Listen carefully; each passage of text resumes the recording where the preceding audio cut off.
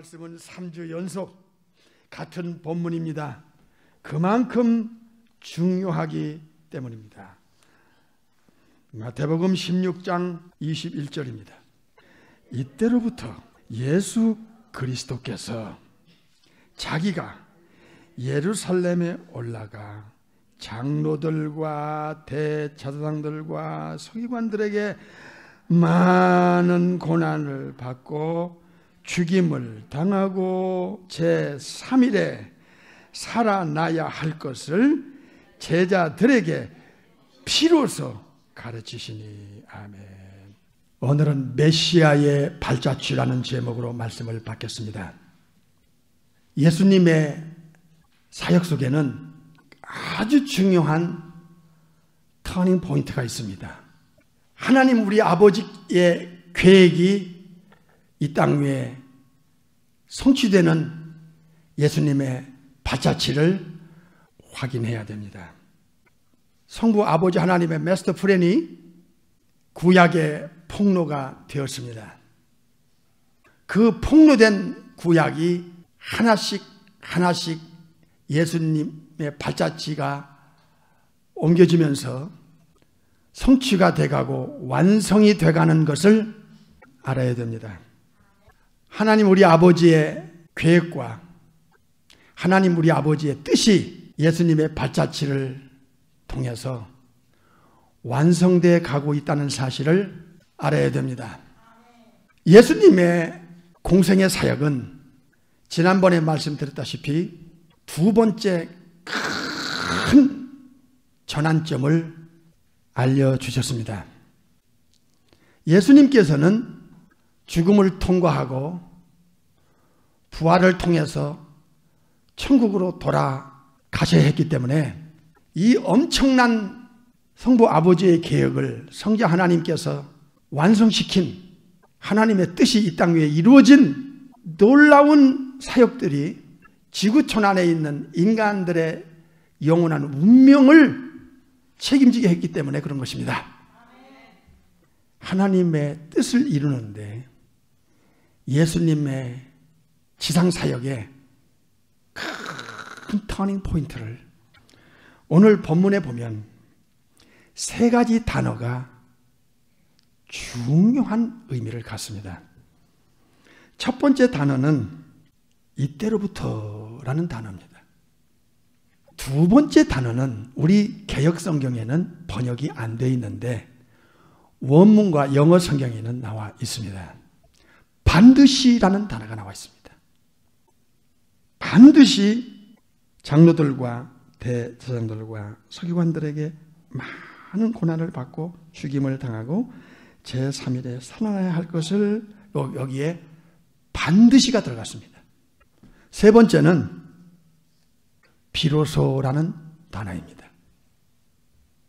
성부 아버지, 성자 예수님, 성령의 하나님, 삼일체 하나님께서 그 계획을 다 성취하셨다 할지라도 제자들이 사명을 감당하기에 준비가 안 됐거나 온 인류의 영원한 운명을 책임질 수 있는 자격이 안 되면 어찌 되겠습니까? 그래서 제자들의 고백을 듣고 나서 그 사역의 마무리를 출발하시는 것입니다. 이때로부터 이 말씀은 제자들을 대표한 베드로의 고백입니다. 무슨 고백입니까? 세 가지입니다. 예수님은 주가 되신다. 이 주라고 하는 단어는 창조주입니다. 보이는 것과 보이지 않는 모든 것을 창조하신 창조주께 만들어진 인간이 조물주께서 우리의 주인입니다 하는 고백입니다. 키우리우스무. 구약의 히브리어 말이 아도나이라는 단어가 나오는데 이게 신약에 와서 큐리우스로 주인으로 고백합니다. 두 번째는 우리의 주인이 되시려면 죄에서 우리를 완전히 건져줄 뿐이고 사탄에게서 우리를 건져줘야 되고 지옥 갈 운명에서 우리를 건져내줘야 됩니다. 이게 50%예요. 나머지 50%는 영생을 얻게 하는 것, 하나님의 자녀가 되는 것, 천국의 상속자가 되는 것, 영원한 천국의 보장을 줄 수 있는 분, 이 두 가지를 합친 분이 인간에게 주인의 대접을 받게 되는 것입니다. 우리를 만드신 분이니까 우리의 주인이죠. 세상에서 우리가 뭘 만들었어요? 내가 만드는 거는 그건 내 겁니다. 내 소유라고요. 마찬가지로 창조주 삼일체 하나님께서 만든 모든 것은 창조주의 것이고 창조주의 소유인 것입니다.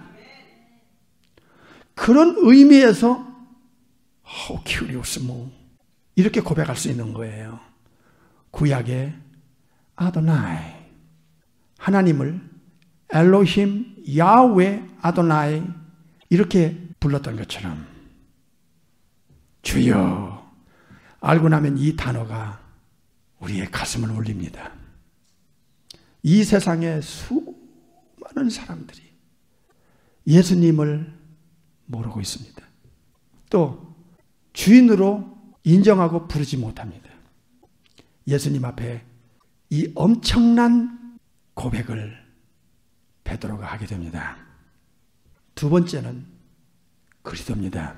그리스도는 신약말입니다. 구약말로는 메시아입니다. 메시아, 메사야. 우리 예수님께서 구약에는 메시아가 되고 신약말로는 그리스도가 됩니다. 이 그리스도라고 고백한 베드로의 고백 속에는 엄청난 하늘의 신비가 그의 지성에 들어왔다는 증거입니다. 우리는 예수 그리스도의 이름으로 기도합니다 하면서 예수님이 그리스도인 것을 고백했지만 정작 이 의미의 중요성을 몰랐을지 모릅니다. 이 메사야, 신약말로 그리스도라는 뜻은 네 가지 직분을 예수님이 가지셨다는 증거로 그리스도라고 부릅니다. 메시아라고 부르는 거예요. 이건 대단한 직분이고 우주 안에 우주 밖에 천상천하에 이위의 하나님, 독생하신 하나님, 성자 하나님, 즉 예수님만이 가질 수 있는 신분이고 위치고 직분입니다. 똑같은 예수님이지만 성자 하나님, 독생하신 하나님이시지만 구약말로는 메시아, 신약말로는 그리스도라고 부르는데 이 그리스도, 메시아의 역할은 선지자의 역할, 왕의 역할, 성부 아버지와 죄인들 사이에 죄 처리하는 중재자, 중보자, 하나님 앞에 직접 안 됩니다. 직접 못 갑니다. 그래서 이 메시테스가 필요합니다. 미디에이터가 필요하다고요. 그래서 대제사장을 구별시켜 기름 부어 세우는데 이 세 가지 직분을 한 분이 다 감당한 분을 구약말로는 메시아, 신약말로는 그리스도라고 합니다. 예수님은 요한복음과 히브리서에서 아버지의 말씀을 그대로 사람들에게 선포했어요.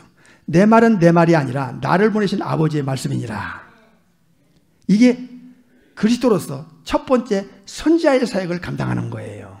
히브리 1장에서 옛적에 구약시대에 예수님 오시기 전에 여러 부분과 여러 모양으로 말씀하신 하나님이, 성부 하나님이 이 모든 날 마지막에 아들로 말씀하셨다. 그러니까 선지자 사역을 예수님이 하신 거예요. 그 다음에 이사야 9장에 예수님의 그 신분은 The Mighty God, 전능하신 하나님. 그 다음에 세 번째 사역이 The Prince of Peace, 평강의 왕이에요. 영원히 천국에서 통치하고 다스릴 왕. 그러니까 예수님은 하나님 말씀을 그대로 전하는 요한복음 12장과 11장의 그 선지자 사역을, 그 다음에 왕의 사역, 그 다음에 대제사장 사역을 구약에는 아론과 같이 창조주와 피조물인 죄인들 사이에 직접 못 가니까 직접 갈 수가 없어요. 그래서 대제사장이라는 중재자를 세워서 그 대제사장이 죽임을 당한 양의 피를 가지고 지성소까지 들어가 법궤 앞에까지 가서 시운지 앞에, 그 법궤 앞에 피를 가지고 들어가서 백성의 죄를 용서받아내는 그 사역이 하이프리스트, 대제사장 사역인데, 이 세 가지 사역을 한 분이 감당하는 것을 구약말로는 메시아, 신약말로는 그리스도라고 그래요. 그러니까 통치도 하시고 죄 처리도 하시고 하나님 말씀을 이 땅에 오셔서 그대로 세상에 알리신 분, 이분이 그리스도예요. 그러니까 예수님이 그리스도라고 할 때, 메시아라고 할 때는 이 세 가지 사역이 한 분, 성자 예수님에게 다 이 사역을 감당하시는 분이기 때문에 예수님은 그리스도다, 예수 그리스도다, 이렇게 말하는 거예요. 근데 제자들의 대표로 스제자 베드로가 주는 그리스도시오로 알았다는 거야. 이 세 가지 사역을 이 땅에서 완전하게 성취하고 이루시는, 그 사역을 감당하시는 분이 바로 예수님이십니다 하는 것을 알았다는 거야. 그 인정했다는 거야. 이건 놀라운 신비입니다. 예수님이 이 땅에서 하실 사역이 하나가 더 있는데 몇 가지라고 그랬죠? 네 가지. 세 가지는 말씀드렸고 하나는 재물 사역이에요. 인간이 지옥 가는 문제도 죄 문제입니다. 죄는 무서운 거예요. 이 죄의 힘, 죄의 파괴력은 무서운 겁니다. 죄는 사망을 끌어들이고 사탄에게 완전히 지배당하며 지옥과 연결됩니다. 죄, 죽음, 사탄, 지옥불. 이것은 죄가 있는 한 끊어지질 않아요. 이건 영원히 함께 가는 무서운 사슬이에요. 그래서 가브리엘 천사가 마리아에게 알려준 것 내용 중에 영원히 왕도로 달 것이다 하는 말씀을 알려줬고요. 성령의 잉태는 둘 다 알려줬고요. 세 번째는 요셉에게 알려준 내용이 죄에서 구원할 자다 하는 것을 알려줬어요. 죄에서 건져낼 자다. 이것은 죄인된 우리에게 눈이 번쩍 띄어지는, 죄 없는 사람이 없잖아. 죄책감과 죄의식에 살아가는 사람일수록 당신의 죄를 처리할 수 있는 분이 이 땅에 태어났다. 세이비어가, 구세주가 태어났다 이게야. 이거는 대단한 의미입니다. 그러면 어떻게 죄를 처리할 것인가? 이것은 이제 점차적으로 여러분이 확인하고 확신하게 될 것입니다. 그래서 예수님께서는 네 가지 사역을 이 땅에서 감당하기 위해서 아버지가 그 아들, 독생하신 하나님을 보내신 겁니다. 이것을 베드로는 알게 된 것입니다. 예수님은 왜 오셨는지, 그리고 예수님은 능력, 기적, 표적을 보여주고 하나님의 말씀을 알려주시고 죽은 자를 살리고 엄청난 기적을 베푸셨지만 예수님이 천국에서 오시는 목적, 내려오시는 목적, 아버지가 그 아들을 보내신 목적이 이게 중요한 거예요. 이거를 성취시켜야 되고 아버지의 뜻을 이루어야 되고 아버지의 계획을 완성시켜야 되기 때문에 예수님의 이 전지성은 굉장히 중요합니다. 죽음 후에 부활, 그 후에 하늘나라로 올라가는 승천, 그리고 그 후에 하나님 우편에 앉으실 문제, 그리고 요한복음 14장 2절 3절 기억하세요. 내가 너희를 위하여 처소를 예배하러 가면, 천국 가면 처소를 다 예비할 거다. 다 예비하면 세컨드 커밍, 재림을 까지 내다보시고 거기까지가 아니야. 내가 다시 와서 너희를 내게로 영접하여 나 있는 곳에 너희들도 데려가서 천국에 완전히 데려가기까지 예수님의 전지성은 지금 십자가를 보면서 그 뒤, 십자가 뒤에 또 그 뒤에 그 하늘로 올라가고 하나님 우편에 앉고 집 다 지으면 내려와서 다시 이 땅에 오셔서 다시 우리를 예수 믿고 거듭난 신분을 주신 그 영혼들을 다시 천국까지 끌어가서 영원히 하나님과 주님을 섬길 수 있고 복락을 누릴 수 있는 영혼까지도 내다보시는 그 전지성을 가지고 앞을 내다보시는 거예요. 그 첫 번째가 마태 16장 21절이에요. 그런데 문제는 서두에 말씀드린 대로 세 가지 단어, 이때로부터, 언제 11 제자들을 대표해서 고백한 그 고백이 하나님의 뜻을 완성시키는데 결정적 터닝 포인트를 주셨다는 거예요. 그래서 이때로부터 예수님께서 제자들에게 알려주신 것이 예루살렘에 올라가는 것 하나, 그리고 거기서 많은 고난을 받는 것 둘, 세 번째는 죽으신다는 것과 그 다음에 3일 만에 살아난다는 것을 알려주고 있습니다. 이 고백을 듣고 나서 예수님께서는 지금까지 알려주지 않는 하늘의 비밀을 제자들에게 알려줍니다. 첫 번째가 베드로야, 이것을 알게 한 이는 혈육이 아니다. 잘 들으세요. 예수님은 세 가지를 알려줬어요. 거듭나는 것도 혈통적으로나 육적으로나 사람이 뜻대로 되는 게 아니에요. 예수님을 제대로 알고 믿고 고백하고 따라가는 것도 혈육이 아니야. 이 세상에서 알려줄 수 있는 게 아니야. 두 번째는요, 이 고백을 듣고 나서 천국 열쇠를 내가 너에게 준다 그랬어요. 19절, 마태 16장 19절 읽겠습니다. 시작. 내가 천국 열쇠를 네게 주리니 네가 땅에서 무엇이든지 매면 하늘에서 매일 것이요 네가 땅에서 무엇이든지 풀면 하늘에서 풀리리라. 요거는 대단히 중요한 의미예요. 여기서 내가, 예수님이 베드로 네에게 이르노니 너는 베드로라. 베드로라는 이름은 예수님을 만나서 예수님이 지어준 이름이에요. 근데 이게 원문은 페트로스입니다. 페트로스는 큰 바위돌에서 떨어져 나간 조그만한 조약돌을 말해요. 베드로가 이 땅에 태어날 때 육신의 아버지가 지어준 이름은 시몬이에요. 바요나는 요나라는 뜻이에요. 시몬, 요나 시모나 그런 뜻입니다. 그런데 제자로 예수님께서 불러주시고 나서 이름을 페트로스, 조약돌, 베드로로 지어줍니다. 베드로, 너는 페트로스다. 내가 이 반석 위에 예수님의 교회를 세우겠다는 거예요. 그런데 이 반석은 페트라입니다. 전혀 다른 이름이에요.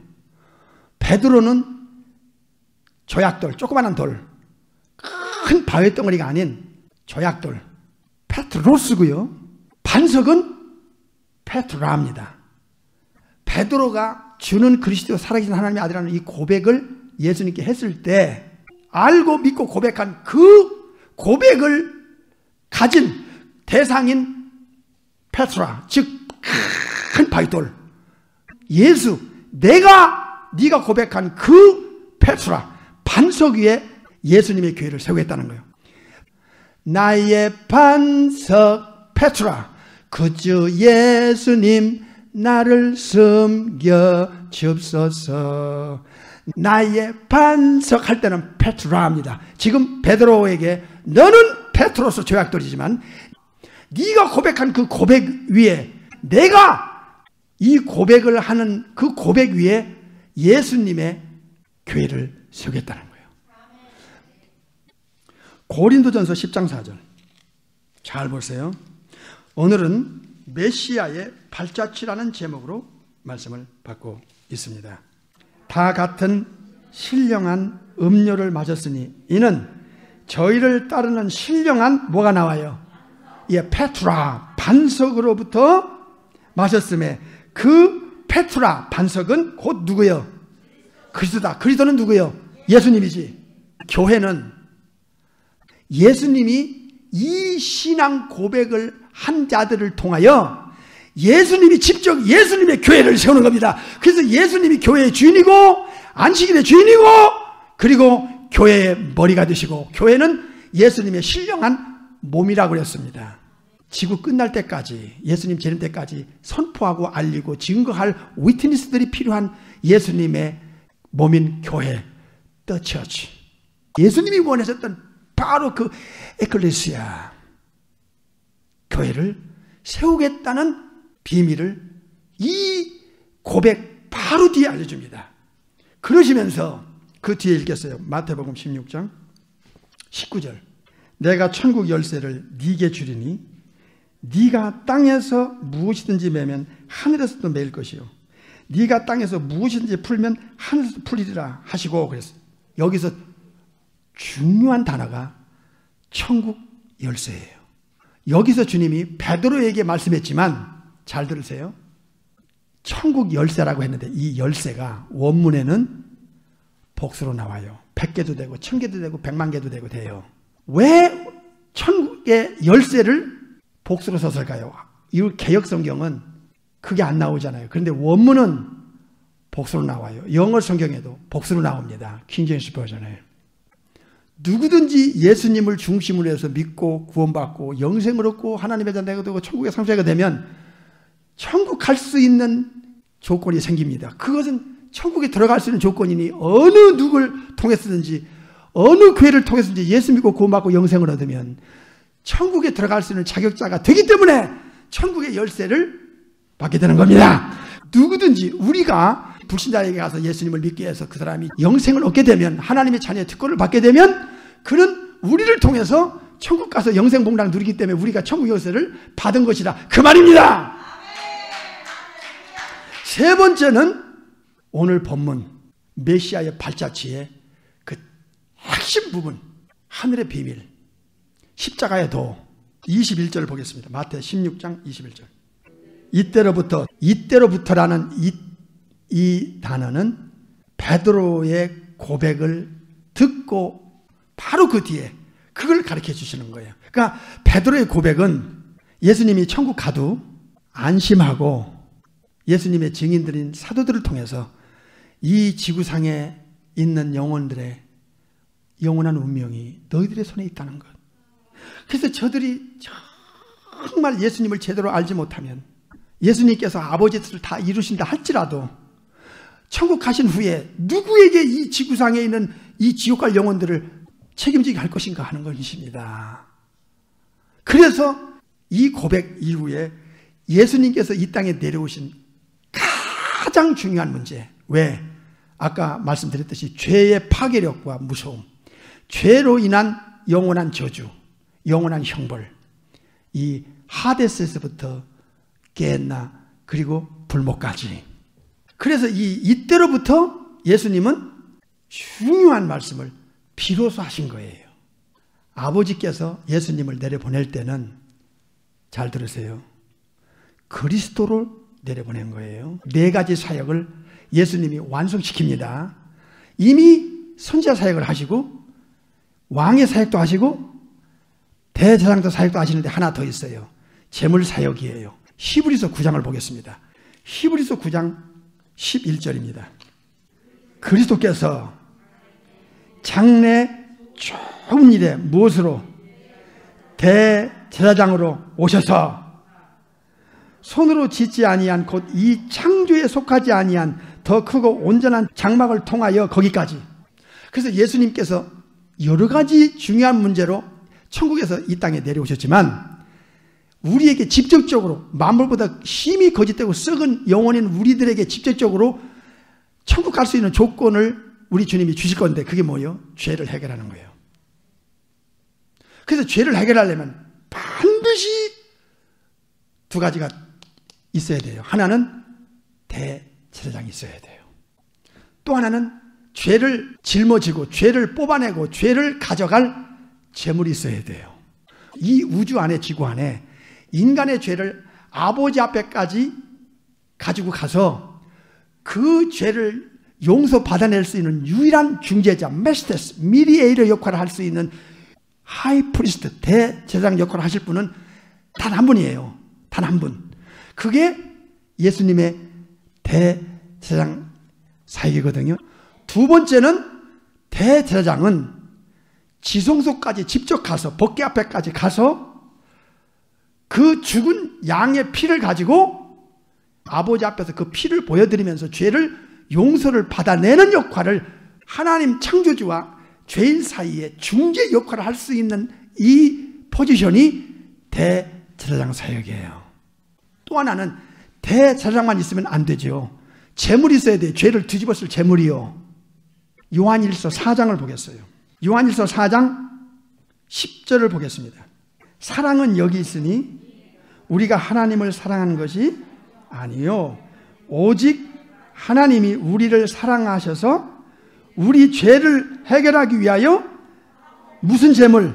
제물은 제물인데 하나님과 인간 사이의 원수 관계를 화목하게 만들 수 있는, 즉 죄 처리를 위한 제물로 누구를?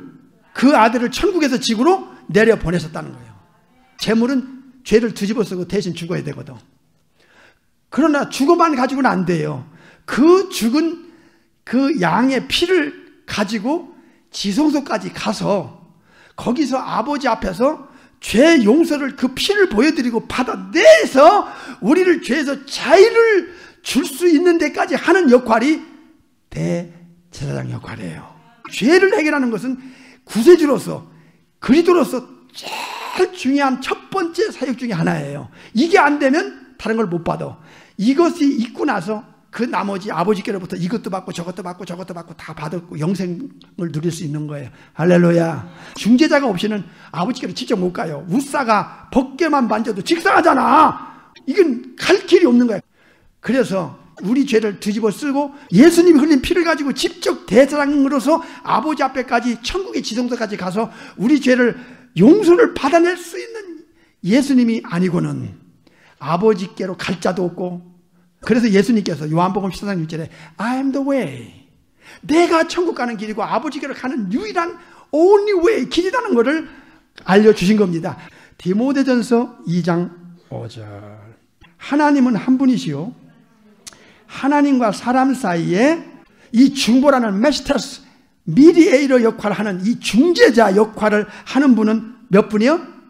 우주 안에 한 분이요. 그런데 그분이 누구신가 보세요. 곧 사람이신 그리스도 예수라. 내가 천국 가는 길이고 내가 아버지께로 갈 수 있는 유일한 길이야. 내가 아니고는 아버지도 받아주지도 않고 갈 수도 없어. 이 사실을 믿습니까? 예수님을 믿지 않는 모든 영혼들은 천국 못 가고 아버지께서 받아주지 않는다는 사실을 알 때 어디 가겠어요? 그래서 예수님을 잘 믿는 것, 예수님을 전하는 게 그렇게 중요하다는 것입니다. 하나님과 인간 사이에 대제사장으로서 죄를 뒤집어 쓴 예수님 자신의 피를 가지고 천국의 지성소까지 가서 아버지 앞에서 직접 죄의 용서를 받아낼 수 있는 유일한 중재자, 중보자, 메시테스는 우주 안에 예수님밖에 없습니다. 다음 주로 넘어가겠습니다.